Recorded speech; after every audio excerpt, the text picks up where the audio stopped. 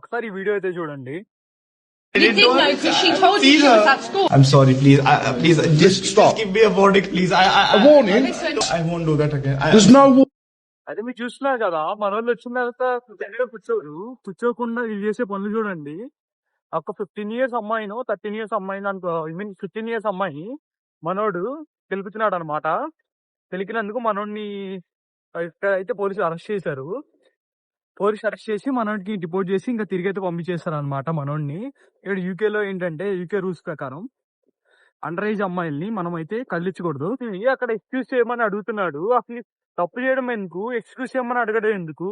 మనం ఎందుకు వచ్చాము, ఇన్ని లక్షల పోసి వచ్చింది ఎందుకు? చదువుకున్నాం, కొంతమంది మంచి జాబ్ కొట్టడానికి వచ్చారు, కొంతమంది దాన్ని డెబిట్స్ పోగొట్టుకోవడం వచ్చారు. అసలు ఎందుకు వచ్చినాం దాన్ని బట్టి చూసుకోవాలా.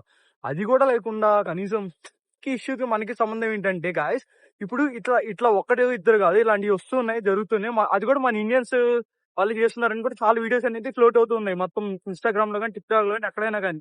ఇప్పుడు దీనివల్ల ఎఫెక్ట్ ఏమవుతుందంటే, ఇక్కడ వాళ్ళు ఆ పాయింట్ పట్టుకొని ఇండియన్స్ వీళ్ళు గ్రూమింగ్ చేస్తున్నారు అనే దాని మీద పోర్ట్రేట్ అవుతుంది. ఇప్పుడు దీనివల్ల వాళ్ళకి ఏముండదు కదా, డిపోర్ట్ చేస్తారా, వెళ్ళిపోతున్నారు.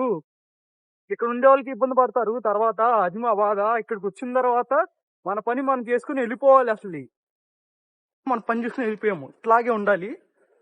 ఇప్పుడు దానివల్ల ఏమైంది, మనోడు అంత లోన్ తీసుకొచ్చాడు ఆవిడికి తెలీదు.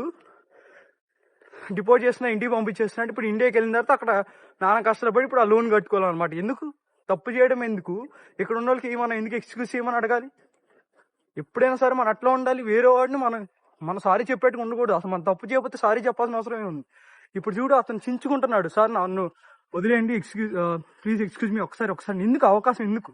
ఇంట్లో తెలిసి అంత బాగా మనం ఎవరిని కదిలించుకుని ఉంటే మనకి బెటర్ అనమాట. చూసారుగా అతను ఎట్లా చేస్తున్నాడు. మీరు కూడా మాట అయిపోతే చివరికి అట్లా చేయాల్సి ఉంటుంది.